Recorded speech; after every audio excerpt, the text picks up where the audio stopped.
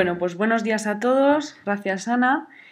En primer lugar, os dejo una presentación de Ethics al principio de la ponencia. Para quienes no nos conozcáis, podáis saber quiénes somos, así como la dirección web donde podéis encontrar y ampliar información relativa a nuestros servicios. Y centrándonos ya en el tema que nos ocupa, como es el análisis de las implicaciones de la propuesta del Reglamento General de Protección de Datos de la Unión Europea en las organizaciones, si os parece, comenzaremos situando la propuesta de reglamento en su contexto jurídico. Como supongo muchos de vosotros ya sabréis, el 25 de enero del año pasado, 2012, se hacía pública la propuesta de lo que se ha denominado como Reglamento del Parlamento Europeo y del Consejo relativo a la protección de las personas físicas en lo que respecta al tratamiento de datos personales y a la libre circulación de estos datos.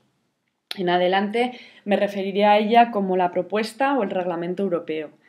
De momento solo se trata de una propuesta en forma de reglamento, pero esto ya supone una novedad de carácter relevante por cuanto que, como norma jurídica comunitaria, tendría alcance general y eficacia directa en todos los Estados miembros.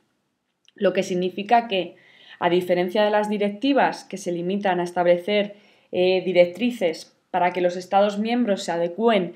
a los objetivos marcados por la Unión Europea en un plazo determinado de tiempo y cada Estado transpone o integra sus objetivos marcados por la Unión Europea en su ordenamiento jurídico a su manera, el reglamento sería directamente aplicable y de obligado cumplimiento en todos los Estados miembros, tal y como marque su contenido. Con lo que el impacto en los Estados miembros sería inmediato, ya que no requerirá de una norma jurídica a nivel nacional para su plena aplicación en el ordenamiento jurídico de cada Estado miembro. Por otro lado, en cuanto al proceso legislativo para su aprobación y su entrada en vigor, mencionar que será por el procedimiento legislativo ordinario, que es el principal procedimiento legislativo del sistema decisorio de la Unión Europea.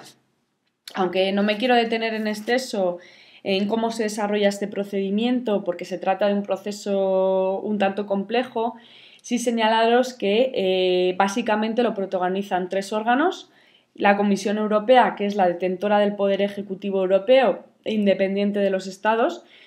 goza de iniciativa legislativa a través de la cual propone el borrador del reglamento en lo que respecta a la protección de las personas físicas en cuanto al tratamiento de datos personales y a la libre circulación de esos datos, al Parlamento y al Consejo, que ostentan en un marco de un sistema puramente bicameral el poder legislativo de la Unión Europea. Vale.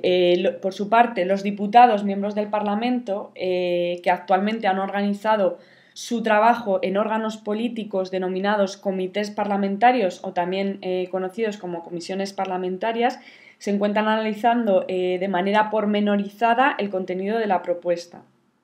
Una vez se pronuncie el Parlamento a través de esos comités o esas comisiones, habrá de pronunciarse el Consejo, quien puede coincidir con la opinión del Parlamento, quedando por tanto el acto aprobado, o bien omitir una posición distinta, lo que abriría un proceso de conciliación entre ambos órganos en cuanto al contenido del texto, que iría desde 4 meses a 1 año para su aprobación definitiva. Una vez se alcance la aprobación definitiva y a los 20 días de su publicación en el Diario Oficial de la Unión Europea, el 12, el nuevo reglamento entraría en vigor. Y una vez que entre en vigor, y tal y como indica el propio contenido del reglamento en su artículo 21, su aplicabilidad quedaría fijada 2 años después de su entrada en vigor, conforme al borrador en su momento actual, ¿vale? En cuanto a su entrada a vigor, y aunque no hay un calendario oficial para el proceso de creación normativa, en diversos foros y eventos en los que Ethics participa y que cuentan con presencia de autoridades tales como la Agencia Española de Protección de Datos o el Supervisor Europeo de Protección de Datos u otras instituciones relevantes en esta materia, y teniendo en cuenta además información de diversa índole que está apareciendo en los medios, es posible aventurar que la aprobación del texto definitivo y la consiguiente publicación en el 12 podría producirse en el primer trimestre del próximo año, en el 2014. Lo que, en base a ese artículo 91 que acabamos de mencionar del borrador actual, situaría su aplicabilidad a partir del año 2016.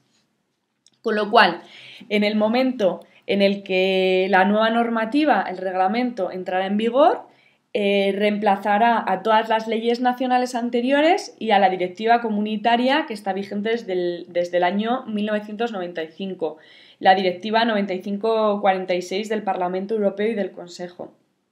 con la consiguiente cuestión todavía por dilucidar sobre si la derogación sería total o parcial, esto es, si se trata de una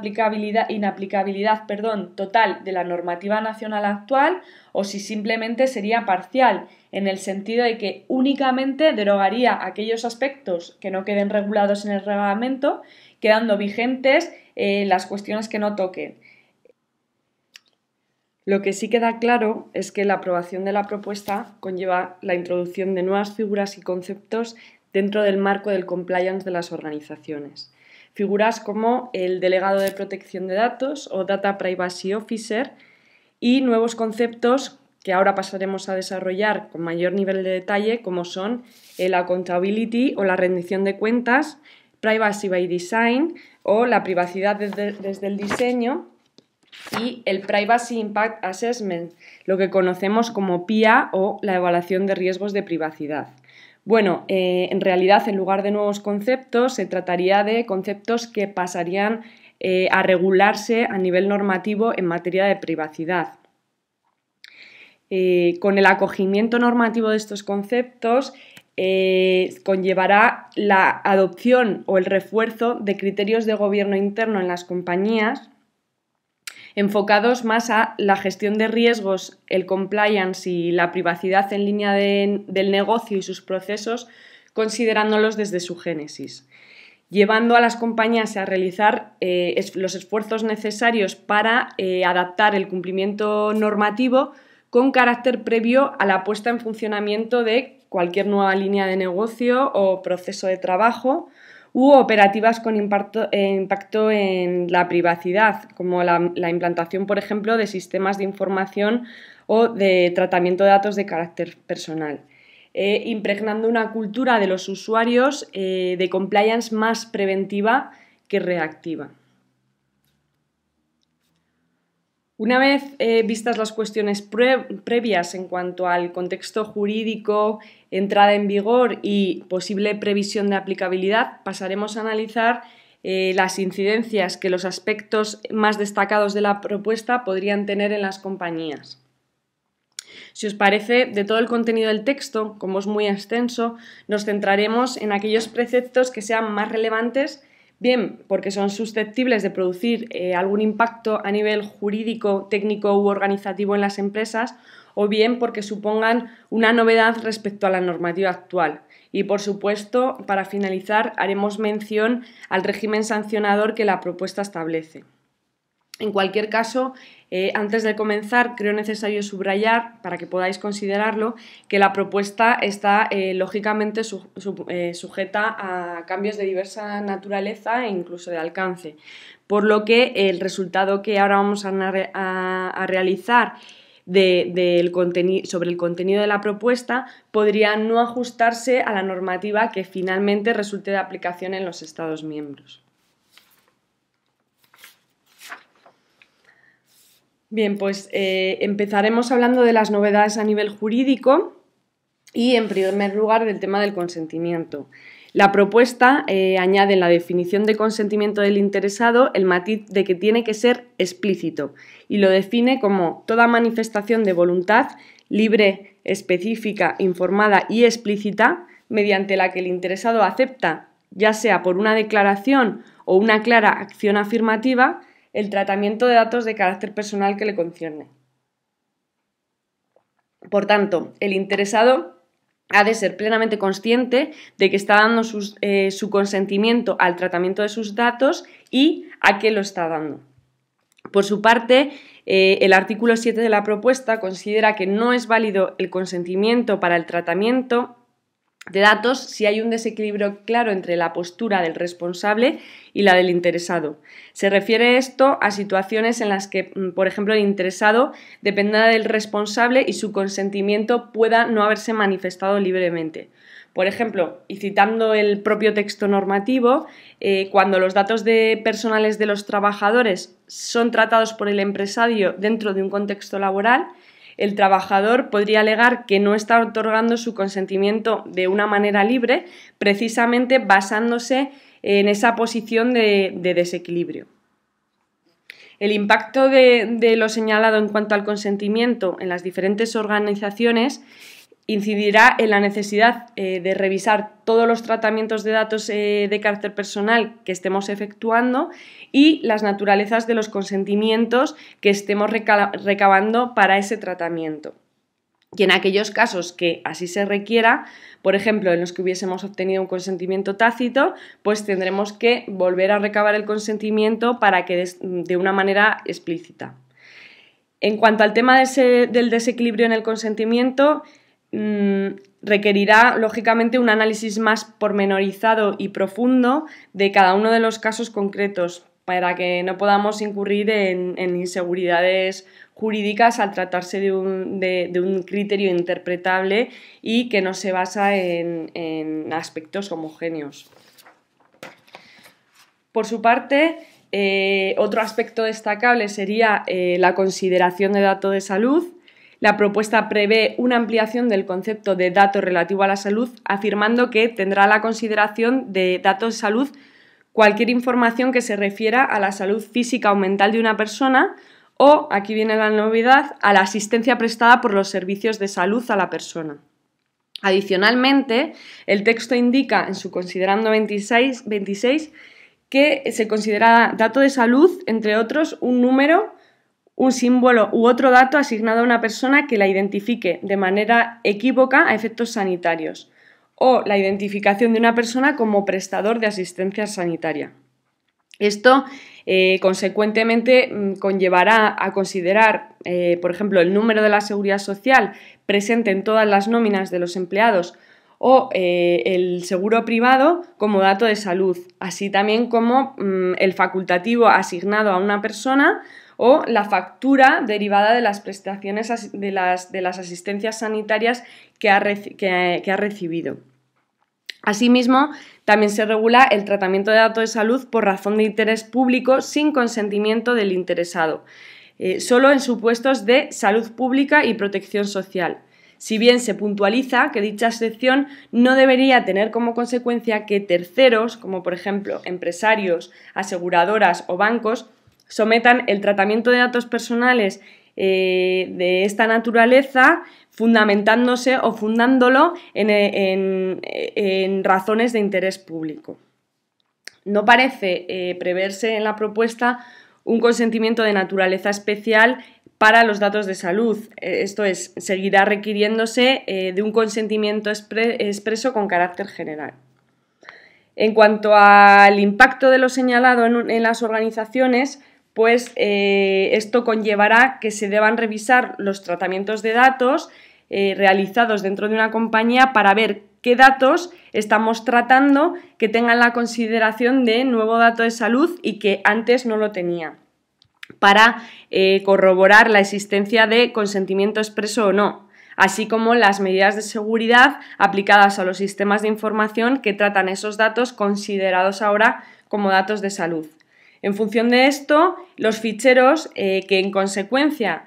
tratasen datos de salud elevarían su nivel de seguridad o, como luego veremos, el nivel de riesgo derivado de la evaluación del impacto que realizaremos, con lo que las medidas de seguridad deberían tornar más estrictas que las que tengamos adaptadas actualmente. Asimismo, mencionar que el cambio en cuanto a los niveles actuales de seguridad de los sistemas de información que traten esos datos ampliaría el alcance de las auditorías bienales y esto también podría ser importante y se habrá de considerar. Por su parte, el artículo 5 de la propuesta establece o incorpora principios adicionales tales como el principio de transparencia, por el que se establece que los datos deberán ser tratados de una forma lícita, leal y transparente, materializándose en que la información dirigida al interesado deba ser fácilmente accesible y sencilla de entender. El principio de minimización, que, bueno, un poco en concordancia con el actual principio de calidad contemplado en la LOPD,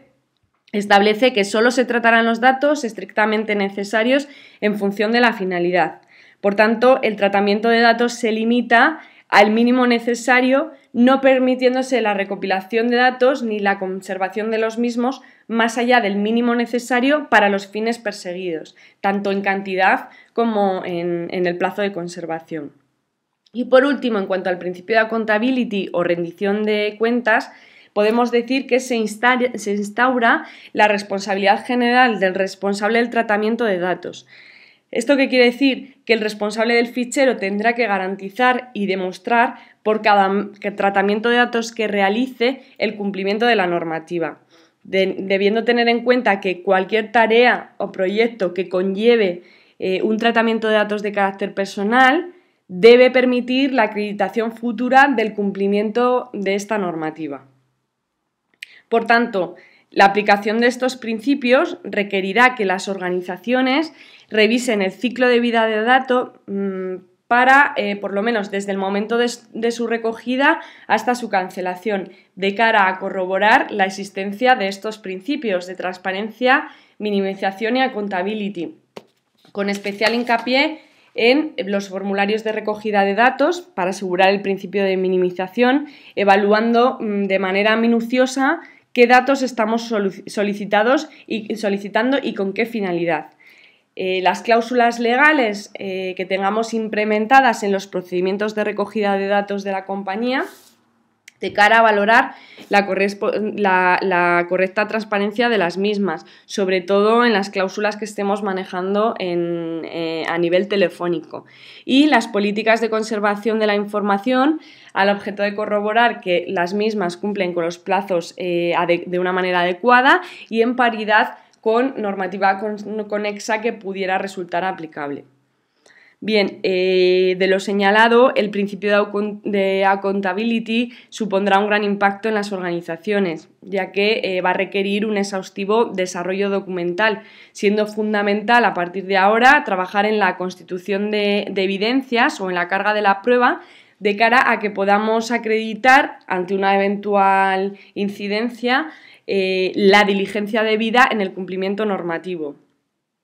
debiéndose valorar la capacidad probatoria de los procedimientos de acreditación que actualmente tengamos implementados para reforzarlos en caso de que consideremos que son insuficientes y potenciar acciones de concienciación de los usuarios en este sentido. En cuanto a la licitud en el tratamiento, la propuesta introduce el concepto de interés legítimo como supuesto habilitante para el tratamiento de los datos, prescindiendo del consentimiento del interesado. Lógicamente, ello exigirá dar cumplimiento al principio de transparencia, informando al interesado explícitamente del interés legítimo que se persigue y dándole además la oportunidad de oponerse de una forma motivada y atendiendo a sus particularidades a ese tratamiento. Se habrá de esperar a esclarecer qué se entiende por interés legítimo. En este sentido, quizá no hemos comentado que para dilucidar todo aquello que no queda claro dentro de la propuesta o ampliar aquellos aspectos contemplados, la Comisión va a tener la posibilidad de modificar o complementar determinados aspectos mediante la emisión de actos delegados. Entonces, habremos de esperar a los actos delegados por los que la Comisión esclarezca todos estos conceptos jurídicos que son indeterminados y precise criterios homogéneos de actuación. En cualquier caso, la satisfacción del interés legítimo como base jurídica para un tratamiento sin consentimiento del interesado ha suscitado muchísimas polémicas, por cuanto que, al tratarse de un concepto que ya está presente en la Directiva 95 y sobre el cual la agencia ya se ha pronunciado, concluyendo que habrá de acreditarse caso por caso si existe ese interés legítimo y atender a las circunstancias que concurran en el responsable para poder decir que existe o que no existe, sin que sea de momento posible establecer una regla general para corroborar o confirmar su existencia o no. En cuanto a lo señalado, simplemente comentar que a la espera de aclaración de este término por parte de la Comisión, si una compañía pretende amparar un tratamiento en la existencia de un interés legítimo, habrá de valorar de una forma meticulosa y profunda y justificada su concurrencia o no de cara a poder demostrar posteriormente la existencia de tal interés, sobre todo en los casos en los que se traten datos de menores. En cuanto a los datos de menores, el Reglamento Europeo considera válido el consentimiento del menor a partir de los 13 años, pero limita tal validez a la oferta directa de servicios de la sociedad de la información. Por tanto, para niños menores de 13 años solo será lícito el consentimiento cuando se haya otorgado por parte del padre o del tutor o de la persona que ejerza la patria potestad.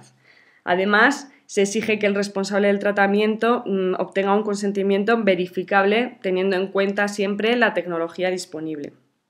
En cuanto a las consideraciones de lo señalado por parte de una organización, cabe señalar que la entrada en vigor de este precepto implicaría la posibilidad de tratar datos de menores a partir de 13 años, obteniendo directamente su consentimiento para ello, siempre que ese consentimiento lógicamente sea verificable. Siendo en la actualidad, por ejemplo, válido este consentimiento solo a partir de niños mayores de 14 años. Pues bien, en lo que respecta a los derechos de los interesados, la propuesta introduce algunas novedades, como son que extiende los mecanismos de ejercicios de derechos de acceso, rectificación, cancelación u oposición al ejercicio también de nuevos derechos como son el derecho al olvido y el derecho a la portabilidad. El ejercicio de estos 6 derechos va a quedar afectado por que han de proporcionarse medios para ejercitar por vía electrónica. Además, establece un plazo común para todos ellos de contestación que va a ser de un mes.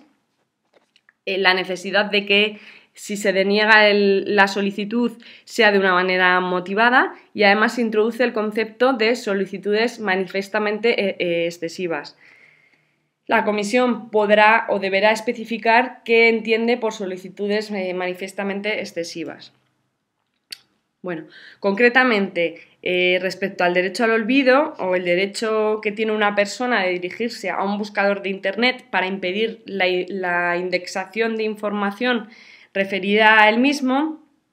queda a discrecionalidad un poco de la Comisión, que podrá establecer las condiciones para la supresión de los enlaces a datos de carácter personal procedentes de servicios de comunicaciones accesibles al público, así como los criterios y las condiciones para limitar el tratamiento de datos de carácter personal. Y también la Comisión habrá de pronunciarse sobre el derecho de portabilidad, que es el derecho que permite al interesado transferir sus datos de un sistema de tratamiento electrónico a otro, es decir, el derecho de migración de datos de un responsable a otro. En cuanto a estas novedades de ejercicio de derechos ARCO y de estos 2 nuevos derechos, las compañías pues, habrán de revisar los protocolos actuales que tienen desarrollados para tutelar estos derechos y estas garantías de los interesados para ampliarlos acogiendo los nuevos derechos al olvido y a la portabilidad, o en su caso elaborar protocolos específicos que regulen estos derechos. También para unificar el plazo de contestación a un mes. Respecto a esto, sin duda, la ampliación del plazo va a relajar de manera suficiente la gestión y la atención de estos derechos que actualmente, a excepción del derecho de acceso, tienen un plazo de 10 días de contestación. Asimismo, las compañías deberán implantar la posibilidad de ejercer estos derechos por parte de los interesados por vía electrónica, ¿vale? Bien a través de una página web o habilitando una dirección de correo electrónico. Sí que es verdad que este aspecto a las empresas que entrarán dentro del ámbito de aplicación de la Ley de Medidas de Impulso de Sociedad de la Información, la LISI, que entró en vigor a finales del 2008, no debería tener mayor repercusión, ya que estas empresas ya tenían esa obligación en base a esta normativa. Por otra parte, los protocolos también deberán reflejar la necesidad de motivar las denegaciones de derechos que se comuniquen a los interesados y el deber de comunicar a terceros todas las rectificaciones o supresiones de datos ejercidas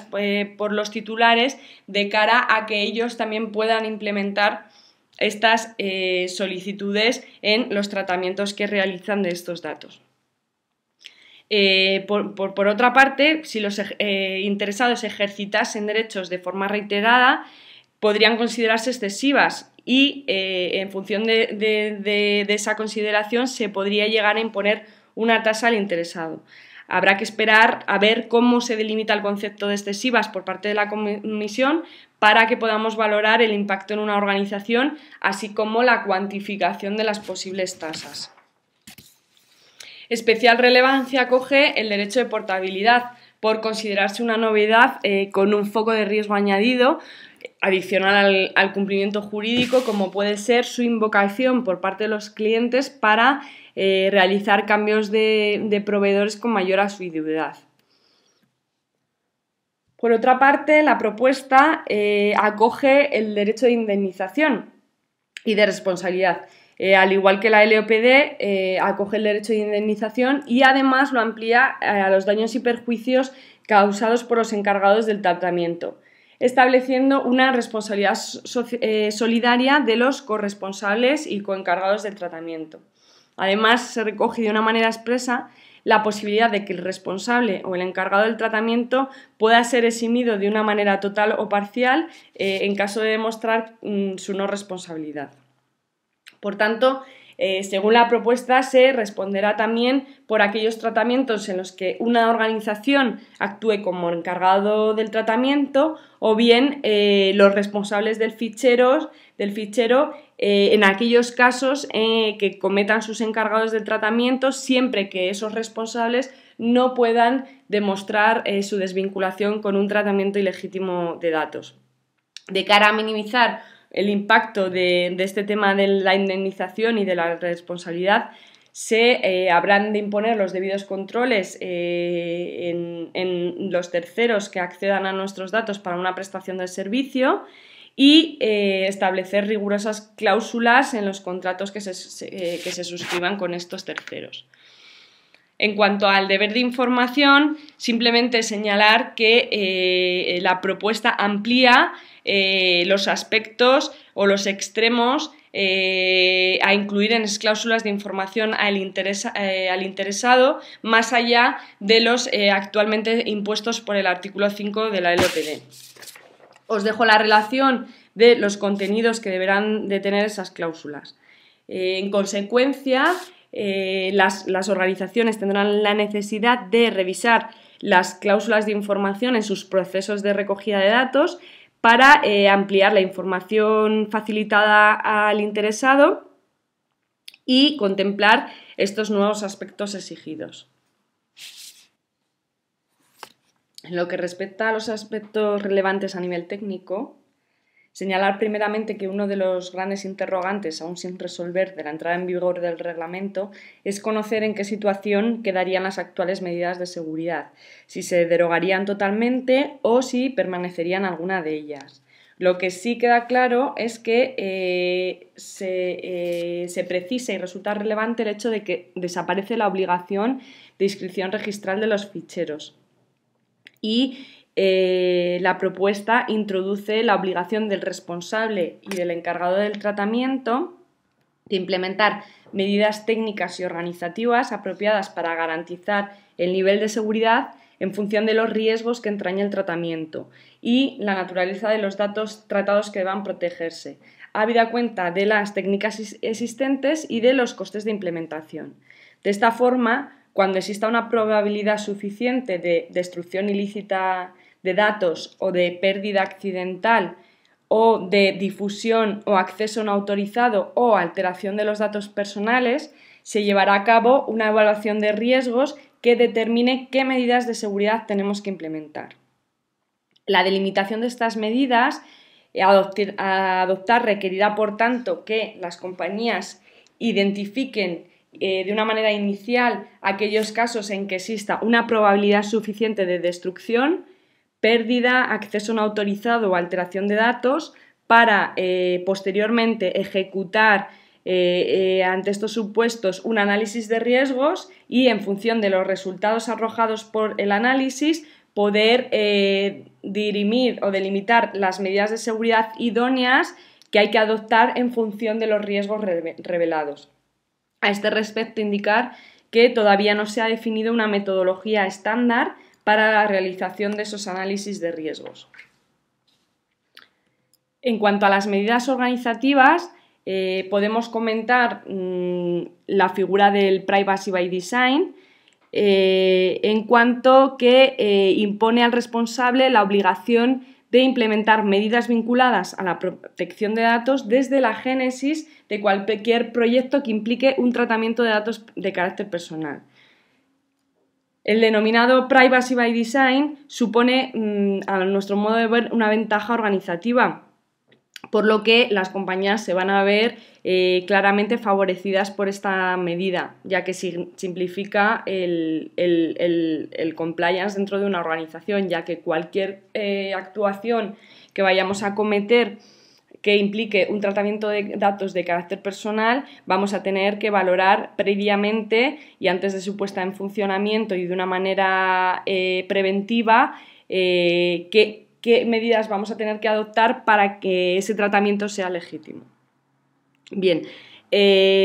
además de suponer una ventaja competitiva, lógicamente va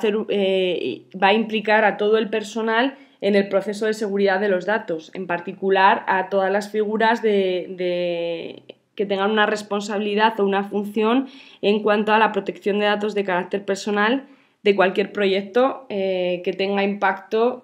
a nivel de tratamiento de datos.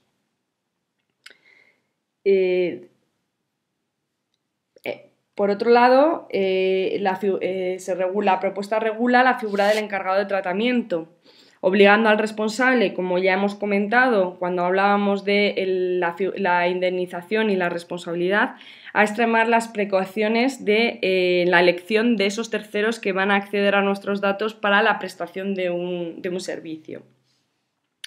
Asimismo, el encargado pondrá a disposición del responsable y de la autoridad de control cualquier documentación para demostrar el cumplimiento de la normativa y deberá colaborar con el responsable en garantizar el correcto cumplimiento en los tratamientos de datos que realice que sea en su titularidad. Por ejemplo, mediante la realización de evaluaciones de riesgos junto al responsable o la comunicación inmediata ante violaciones de datos.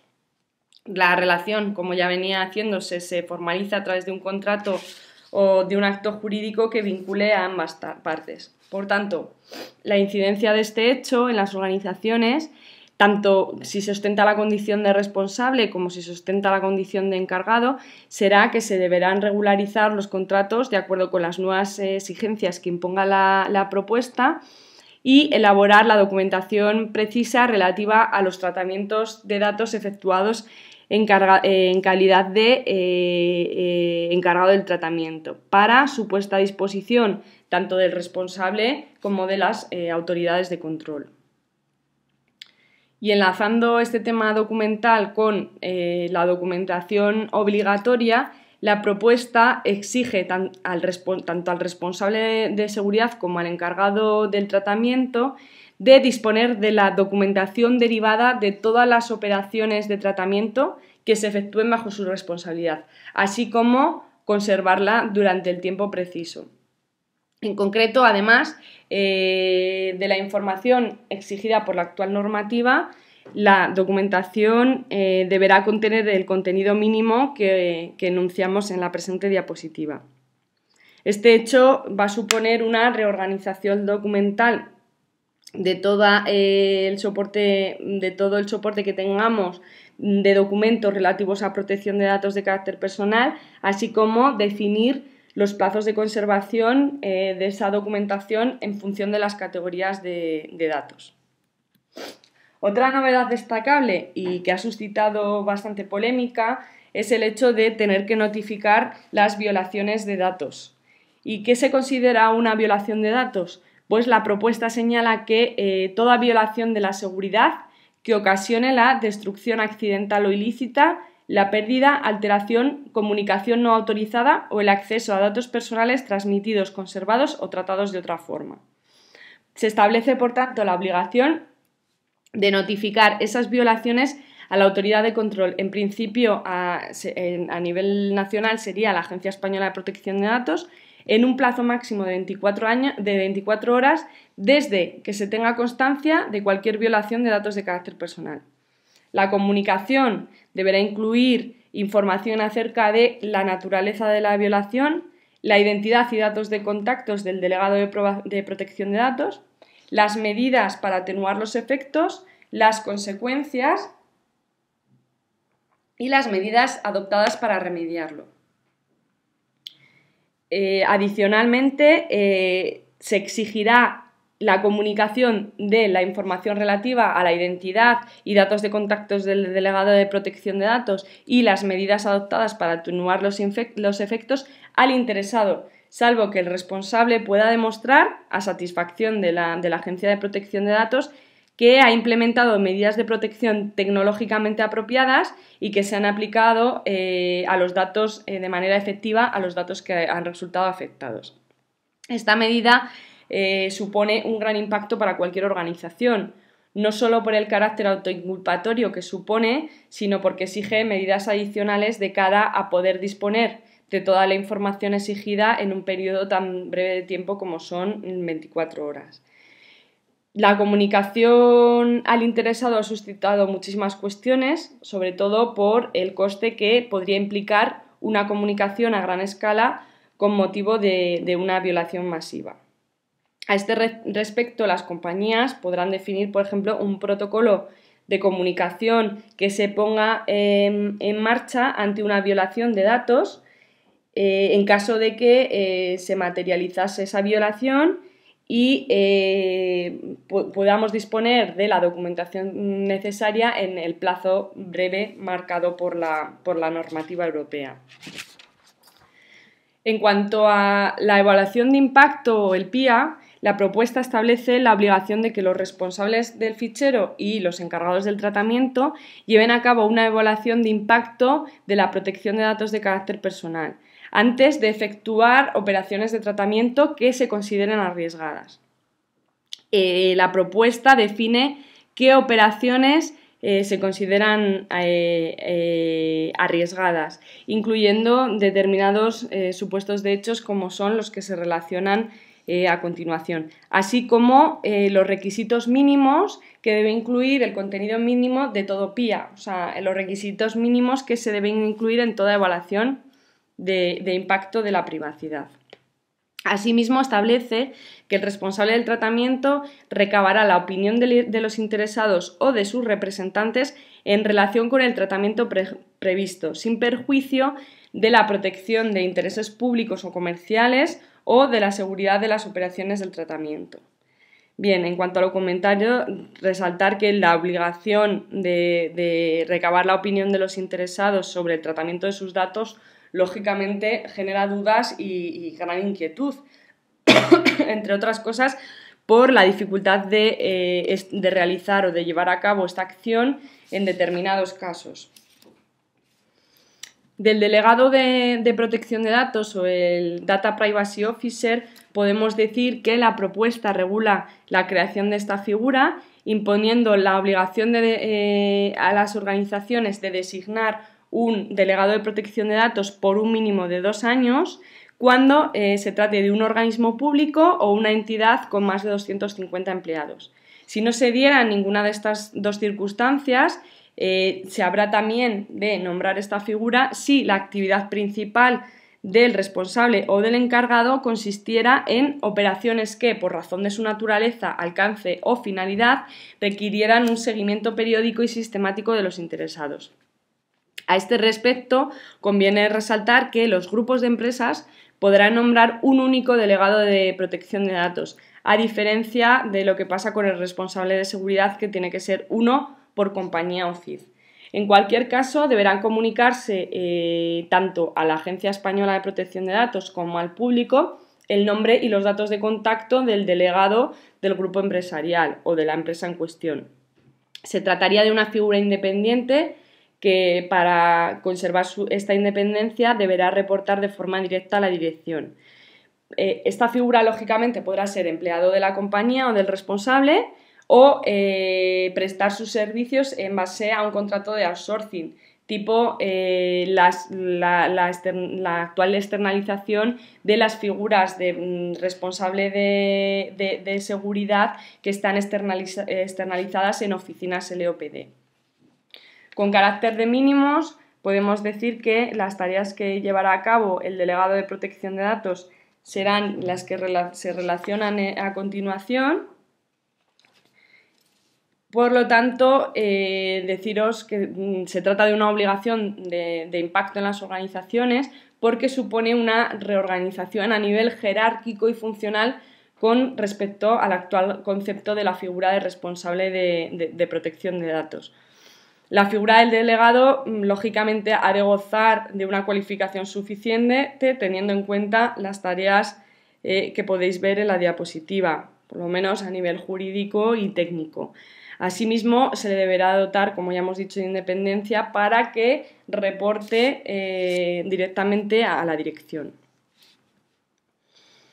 En lo relativo a las certificaciones, el reglamento establece la promoción por parte de los Estados miembros y de la Comisión de certificaciones que permitan a los usuarios evaluar rápidamente el nivel de protección de datos que ofrecen los responsables.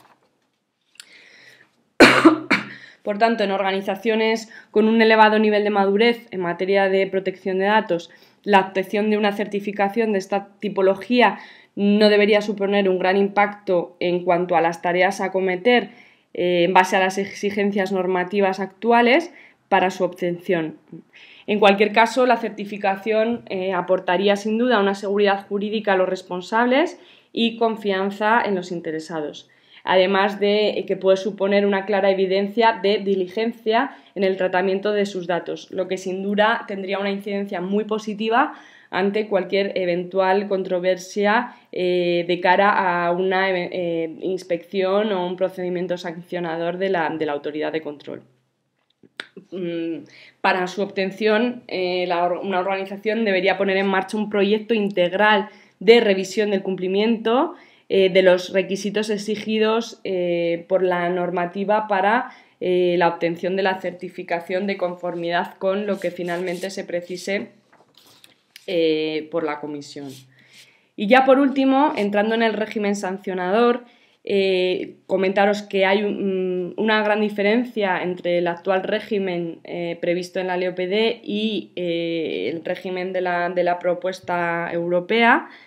en cuanto al importe de las multas. El importe de una multa administrativa a imponer por la autoridad de control se fijará teniendo en cuenta diversos aspectos, como son la naturaleza, gravedad y duración de la infracción, la intencionalidad o negligencia y el grado de responsabilidad y anteriores infracciones. Las medidas de carácter técnico y organizativo y los procedimientos que se hubiesen aplicado y el grado de cooperación con la autoridad con el fin de reparar la infracción en la que se hubiera incurrido. Las multas serán de hasta 250.000, 500.000 y 1 millón de euros o de hasta el 0,5, 1 o 2% del volumen de negocio anual a nivel mundial de la compañía,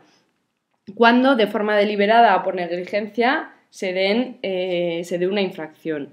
Por poneros ejemplos de infracciones, infracciones de carácter leve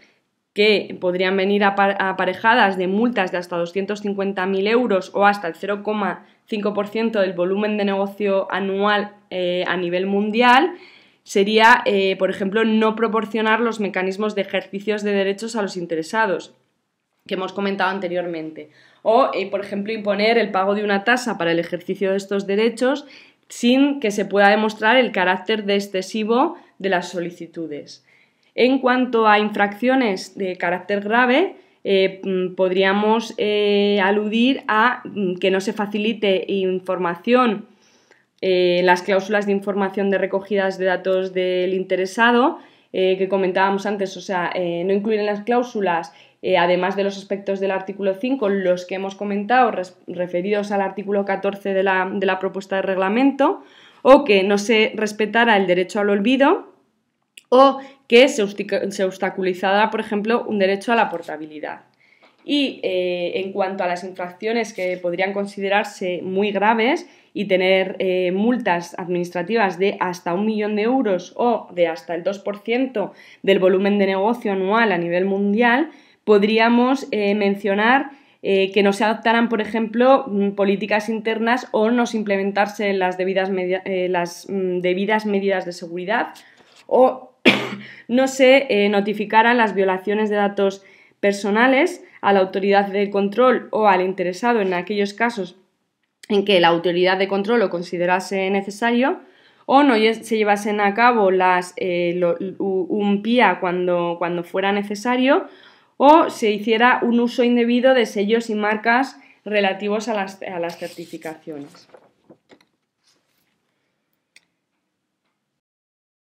En cualquier caso, y bueno, un poco a modo de conclusiones, como podéis observar, se trata de una materia muy extensa que es difícil de condensar en 1 hora, pero bueno, creo que los aspectos que hemos comentado merecen la pena resaltar, y aunque finalmente el contenido y el alcance del texto actual de la propuesta irá evolucionando o se modificase, sí que es cierto que hay conceptos y figuras que tienen un poco vocación de permanencia, ¿no?, en cuanto a las novedades futuras. Lo que está claro es que tendremos que esperar todavía a resolver muchas dudas y aclarar conceptos jurídicos indeterminados que entiendo la Comisión tendrá que decir algo por actos delegados. Así que estaremos muy atentos para ver qué se aclara o qué se modifica en cuanto al contenido de la propuesta. Bueno, pues muchísimas gracias a todos por vuestra atención y en el caso de que tuvierais cualquier duda o consulta, os dejo mi dirección de correo electrónico así como mis datos de contacto para que podáis procesar o remitirme todas las cuestiones que estiméis. Muchas gracias.